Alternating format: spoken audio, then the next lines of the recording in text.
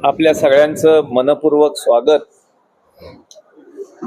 सर्वांचं मनपूर्वक स्वागत।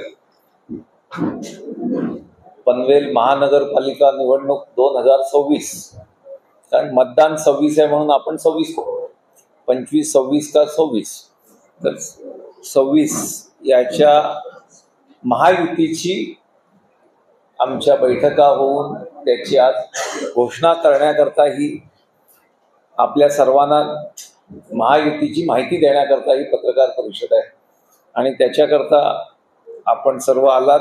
आपल्या सर्वांचं स्वागत। या निवडणुकीमध्ये एकूण 78 जागांपैकी 71 जागा भारतीय जनता पक्ष लढणार आहे। शिवसेना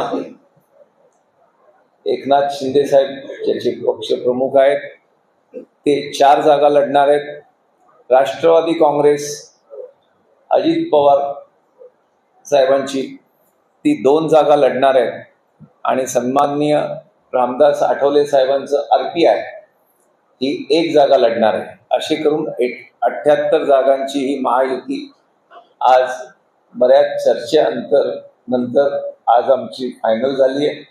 उद्या या सर्वांचे फॉर्म भरले जातील आणि गेल्या महानगरपालिकेच्या निवडणुकीत जसं पनवेलकरांनी भारतीय जनता पक्षाला बहुमताने निवडून दिलं त्याहीपेक्षा जास्त यश यंदा मिळवू असा आमचा विश्वास आहे।